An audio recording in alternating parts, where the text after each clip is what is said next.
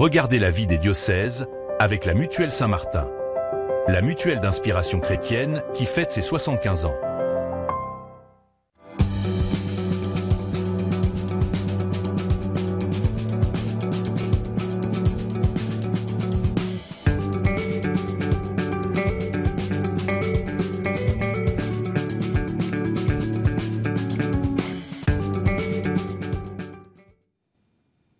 Bonjour à toutes et à tous, bienvenue sur KTO Télévision et KTO Radio pour la vie des diocèses où nous partons chaque semaine à la découverte d'un territoire, d'un diocèse et de son évêque. Et aujourd'hui, direction la Picardie, au nord de l'Île-de-France et plus particulièrement dans l'Oise qui correspond aux limites du diocèse de Beauvais. Dans cette édition, on suivra les paroisses du secteur du Vexintel pendant une soirée de préparation à l'effusion de l'Esprit Saint avant la Pentecôte et on découvrira l'importance du témoignage de foi des saintes carmélites de Compiègne, un témoignage bien vivant aujourd'hui. Quelques mots sur l'Oise pour commencer. Ce territoire picard aux portes de l'Île-de-France est à la fois périurbain et rural, un département très boisé et marqué par les cultures agricoles. Le sud du département gagne des habitants grâce à son attractivité pour les travailleurs parisiens, notamment les villes de Creil ou Senlis. C'est d'ailleurs le seul département des Hauts-de-France à voir sa population augmenter. Et c'est un diocèse qui comprend, pour des raisons historiques bien sûr, 3 cathédrales, à Noyon, Senlis et Beauvais. Pour parler du diocèse de Beauvais, justement, je reçois son évêque, Monseigneur Jacques-Benoît Gonin. Bonjour Monseigneur. Bonjour. Je viens de présenter ce territoire de l'Oise. Comment est-ce que vous pourriez, comme évêque, nous parler un peu de l'Église catholique dans l'Oise, des forces vives de cette Église, pendant que s'affichent quelques chiffres clés de ce diocèse ?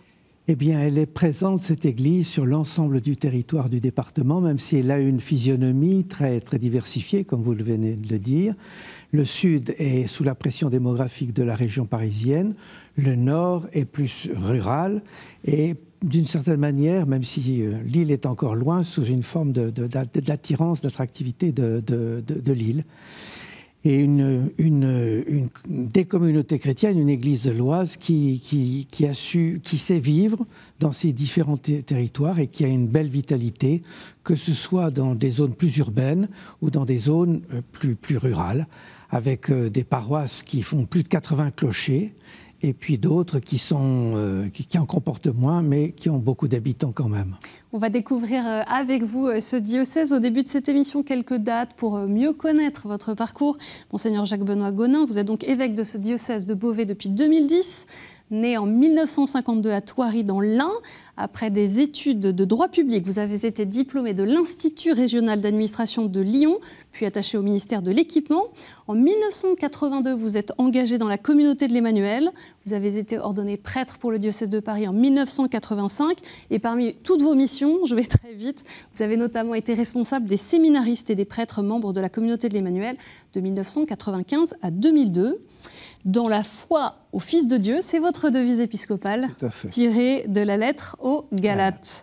On va commencer, Monseigneur, si vous voulez bien, par parler de la cathédrale, puisque cette année, la cathédrale de Beauvais fête les 800 ans du début de sa construction. Racontez-nous comment est-ce que vous saisissez de cet événement pour rejoindre le plus grand nombre, jusqu'en 2027 d'ailleurs. Disons que 800 ans, c'est une belle durée.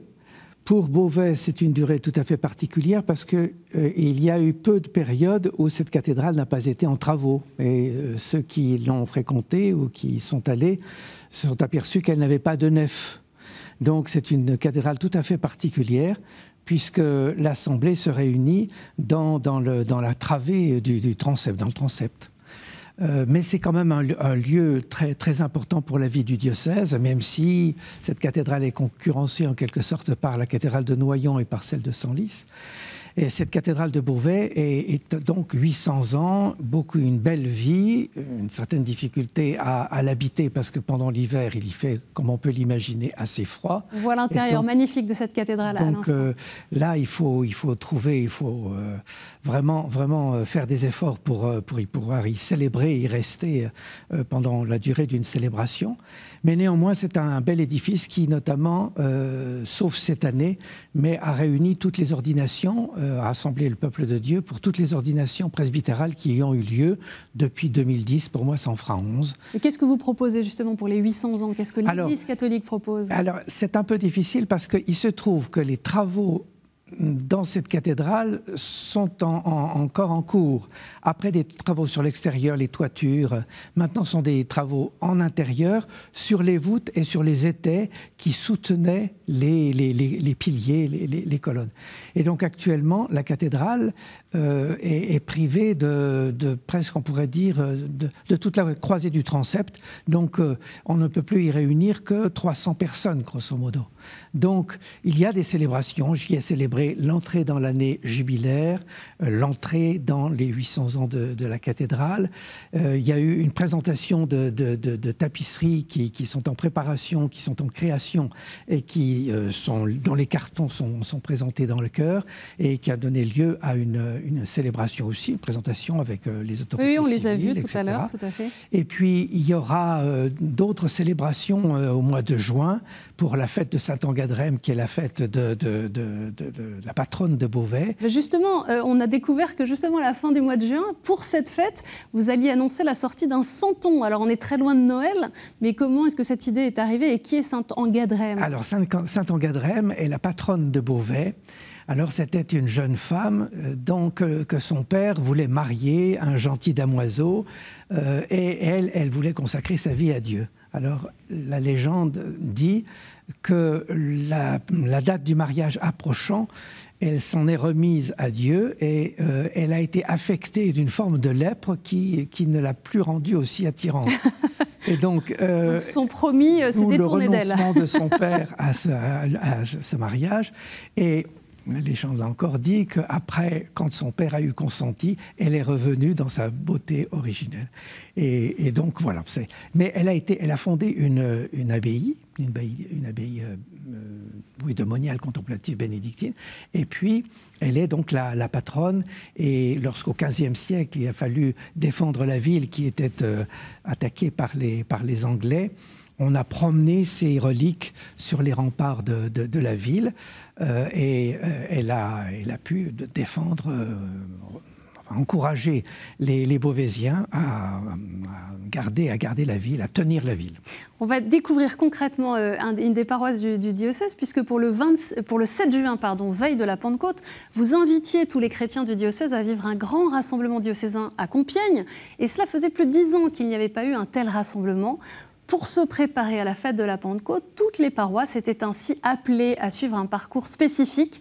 Et les 4 paroisses du secteur du Vexintel ont opté pour 7 semaines de préparation à l'effusion de l'Esprit Saint, un parcours préparé par la communauté de l'Emmanuel.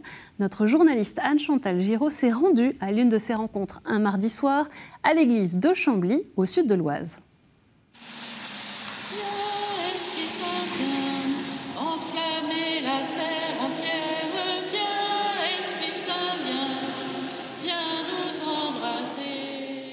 C'est bien un chant à l'Esprit Saint qui résonne ce soir dans l'église de Chambly.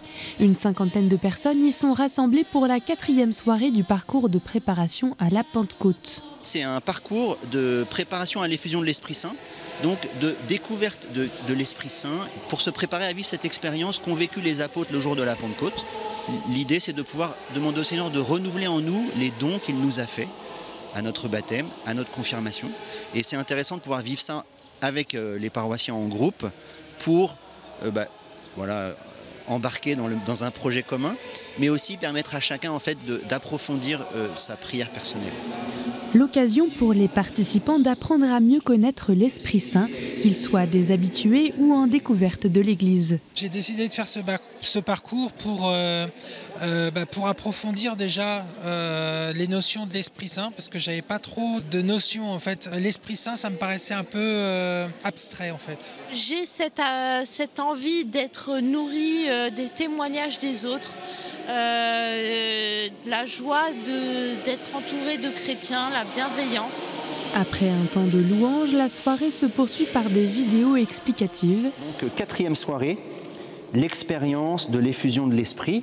Donc on va mettre la vidéo pour suivre l'enseignement. Bonjour à tous, j'espère que vous allez bien, que vous arrivez peu à peu à élargir la brèche par laquelle le Seigneur va pouvoir venir remplir vos vies de tous ses dons. Vient ensuite un temps de Lectio Divina. Multiples seront les manifestations de mon esprit, pour qu'il goûte ma sagesse. Puis un temps d'échange en groupe. Ce type de proposition rythmée et variée donne un véritable élan aux participants dans leur vie spirituelle. Alors déjà, cette dame-là qui présente, je la trouve lumineuse. Le livret m'accompagne en guide de prière, en guide de texte à méditer, en guide de paroles d'évangile. Voilà, c'est surtout ça. Ça nous apprend à prier et puis chacun a un cheminement différent. J'essaye d'être plus régulière en fait dans ma prière pour demander l'abandon. Moi j'espère que ça contribue en fait à renforcer les liens fraternels entre les paroissiens parce que on a besoin en fait pour vivre notre foi de faire partie d'un corps qui est l'Église.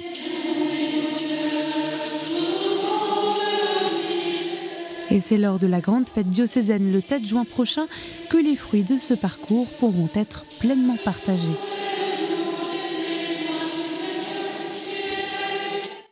Pourquoi est-ce que vous avez justement invité les catholiques à se préparer d'une façon toute particulière à la fête de la Pentecôte en cette année jubilaire ? Alors, depuis 15 ans que je suis dans le diocèse, je trouve que les communautés ont vécu de très belles choses et en même temps ont été éprouvées par la diminution du nombre des prêtres, par les transformations qu'il a fallu vivre, par les événements externes qui sont venus impacter la vie des communautés chrétiennes et des chrétiens. Et il m'a semblé qu'il fallait revenir au cœur de notre foi chrétienne, c'est-à-dire au Seigneur Jésus, bien évidemment, mais à l'Esprit Saint. C'est l'Esprit qui peut nous aider à garder l'espérance dans ces situations qui sont parfois imprévues, parfois prévues, mais qu'il faut vivre de manière très incarnée, non plus seulement de manière intellectuelle.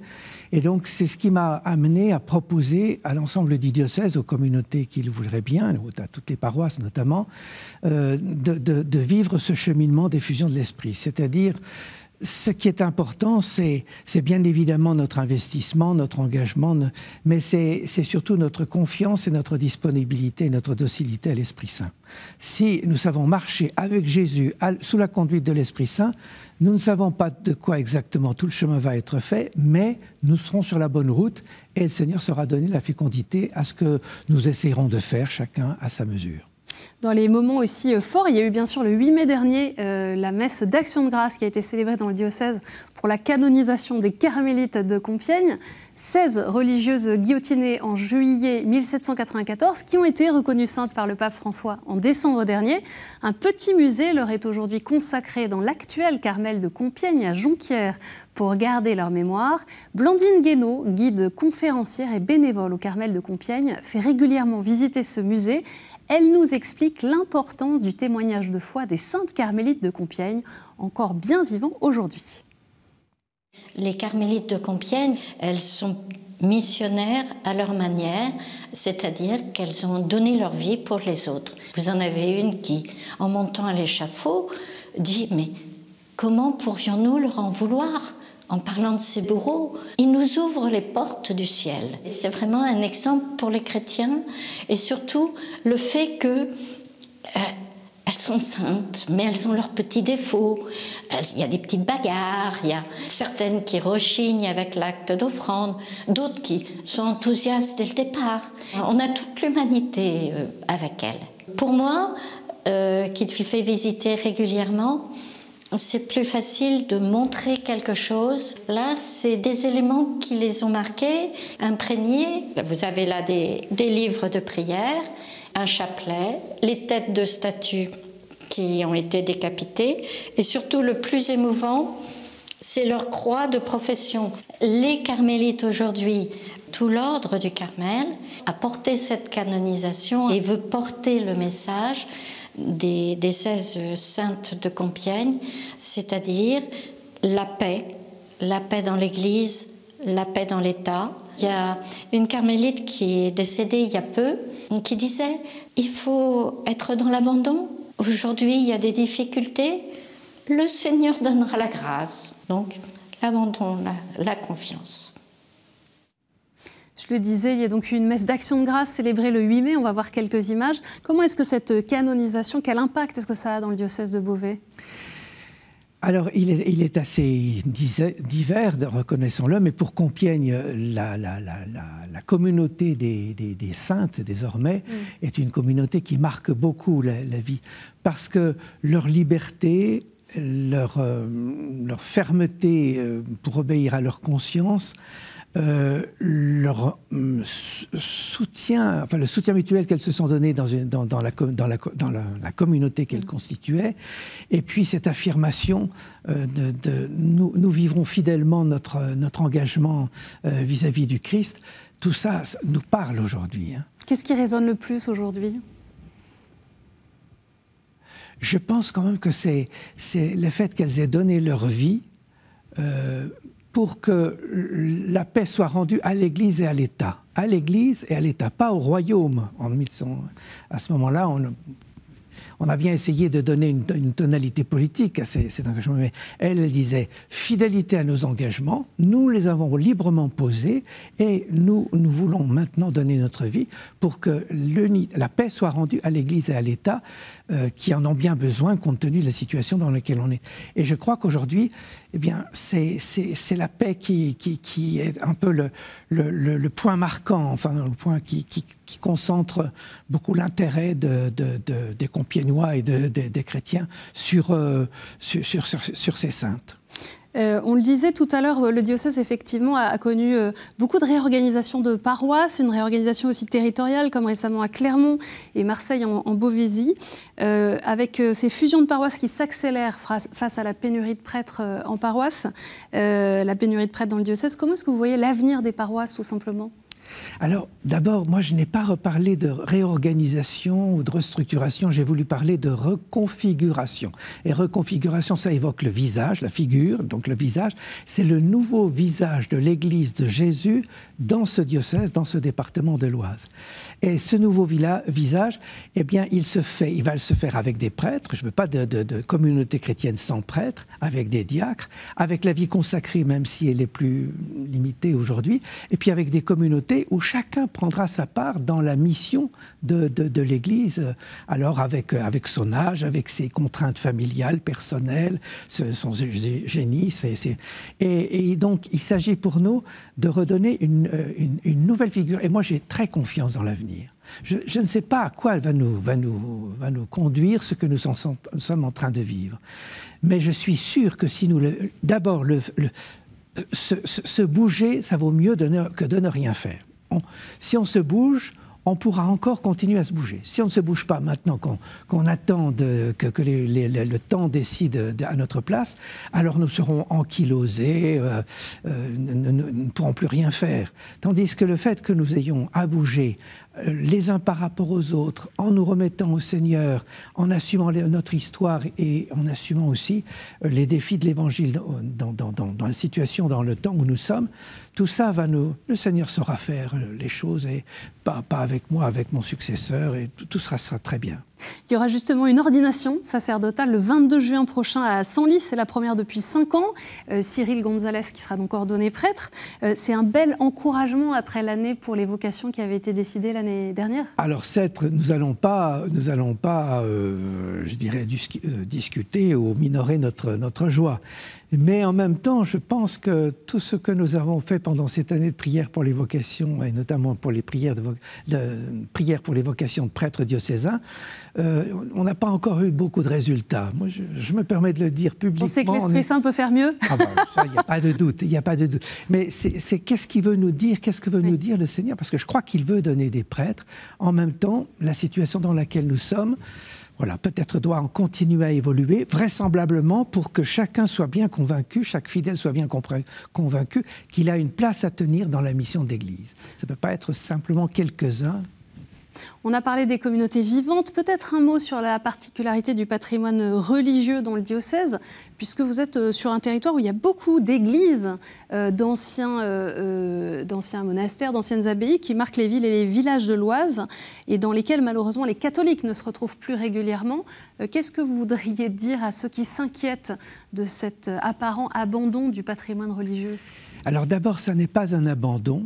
Moi, je réponds très volontiers à toutes les demandes qui me sont faites Il y a quelque temps, j'ai béni des cloches, j'ai béni une église nouvellement restaurée, ou une tranche de travaux, ou un coq sur donc, ce n'est pas un abandon, mais c'est vrai que nous ne sommes plus en mesure aujourd'hui et dans les années qui vont venir d'animer chaque paroisse du diocèse, il y en a plus de 680, comme on le faisait par le passé, avec notamment des messes. Mais j'espère bien que les chrétiens vont prendre conscience du défi que représente pour eux le fait de faire vivre quand même ces églises d'une nouvelle manière, par une ouverture, par un temps de prière, par le chapelet, de différentes manières.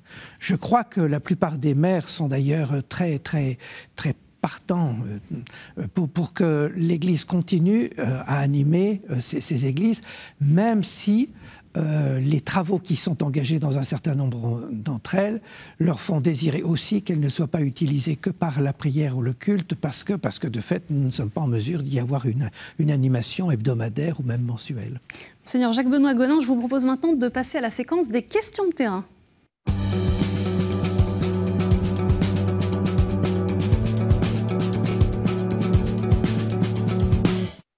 Et on a une première question de Jacques, qui est un ancien agriculteur et qui habite à Bornel. Monseigneur l'évêque, comment voyez-vous l'avenir de l'agriculture, du monde agricole et des jeunes du monde agricole? Alors, j'aimerais, mais les moyens à mettre en œuvre me sont pour le moment un peu difficiles à mobiliser, j'aimerais que tout ce qui concerne la transition énergétique, climatique, etc., écologique en général, associe tout le monde et qu'il n'y ait pas de transition qui diabolise quiconque ou qui marginalise ou qui écarte ou qui méprise quiconque, et notamment les agriculteurs. Mais ça, c'est une phrase un peu trop générale et il faut maintenant l'incarner, et ça, c'est un peu plus compliqué. On a une autre question de Carole, qui est engagée dans la pastorale des jeunes. Nous voyons beaucoup de jeunes arriver dans notre église et comment les fidéliser. Ils sont pleins de joie, remplis de feu de l'esprit quand ils arrivent. Mais comment faisons-nous pour les maintenir dans cette chaleur qu'ils ont, dans ce feu qu'ils ont? Et quelle mission pourrait-on leur donner, lors des messes, par exemple? Alors, les fidéliser, je dirais que ça commence par bien les accueillir, bien les accompagner le temps qu'ils sont là. On sait que les jeunes participent d'une société dont on dit parfois qu'elle est liquide, donc ça veut dire qu'on ne peut pas organiser et mettre en place des recettes dont on est sûr qu'elles produiront les effets que nous voulons. Mais il s'agit de les accueillir, de bien les accompagner et de leur donner leur place. Et ça, c'est vrai que c'est un peu plus difficile, et une place qui n'est pas forcément toujours bien définie au départ, mais ils peuvent assez rapidement, notamment à partir de la confirmation, ils peuvent avoir une place dans les assemblées de prière, dans l'Eucharistie, ou bien dans différentes activités, dans différentes animations, y compris vis-à-vis des jeunes. Puis on a aussi une question d'Adeline, qui est catéchiste dans la paroisse Saint-Louis-en-Tel. Les vocations peuvent être aussi source de mission. Et c'est ça qui est difficile à discerner, c'est... Les vocations, ce n'est pas forcément le sacrement sacerdotal, mais autre chose. Et ça, c'est vraiment difficile à faire comprendre aux jeunes de maintenant et à présenter les choses. Donc, comment présenter les différentes vocations et missions dans l'Église? Alors, je crois d'abord il faut présenter les sacrements comme des événements à vivre. Et pour vivre. C'est-à-dire, on ne collectionne pas les sacrements, le baptême, ensuite la première communion, ensuite la confirmation, puis ensuite on verra bien. Et puis, bon, on a tout fait, c'est bien. On a coché les cases. On a coché les cases. Non, c'est vivre les sacrements comme des forces, des énergies qui nous sont données pour vivre notre vie chrétienne. Et ça, c'est un peu... Enfin, je pense que c'est parfois un peu neuf. On se focalise sur la préparation des sacrements sans se focaliser sur le fait que les sacrements ne sont pas une fin en soi, mais sont une grâce que Dieu nous fait pour mieux vivre notre vie chrétienne, notre mission dans l'Église, alors parfois de manière plus typée, avec des sacrements qui ordonnent à la mission, comme pour les prêtres et pour les diacres. Mais vous voyez, les sacrements sont faits pour la mission et pour vivre notre attachement au Christ et notre vie au Christ. C'est ce qu'on peut retenir, les sacrements pour la mission. Une dernière question, Monseigneur Jacques-Benoît Gonin, à la fin de cette émission. Si vous deviez donner aux habitants de l'Oise un rendez-vous à donner à tous ceux qui nous suivent, lequel serait-ce ? À court terme et de manière très concrète, ce sera Lourdes du 7 au 12 juillet, parce que dans le diocèse, le pèlerinage à Lourdes, qui rassemble aussi bien des malades, des personnes bien portantes, des personnes handicapées, malades psychiques et des jeunes, c'est un grand temps de rassemblement et de renouvellement dans notre vie, dans notre joie de croire. Alors, bien évidemment, je commence par cela. Et puis, autrement, il se passe toujours des choses dans les communautés chrétiennes, ne serait-ce que le dimanche. Alors, il faut peut-être faire quelques kilomètres, mais il se passe toujours quelque chose. Il y a toujours des chrétiens qui sont heureux d'aimer le Seigneur, d'en témoigner, de le vivre, de célébrer. Eh bien, allez les visiter, allez les rencontrer, que soyez contaminés. Merci beaucoup, Monseigneur Jacques-Benoît Gonin, d'être venu ici sur le plateau de la vie des diocèses. Pour en savoir plus sur ces événements et sur le diocèse de Beauvais, rendez-vous sur le site oise.catholique.fr. Cette émission est bien sûr à retrouver sur ktotv.com. Merci à chacun d'entre vous pour votre fidélité. Je vous donne rendez-vous la semaine prochaine.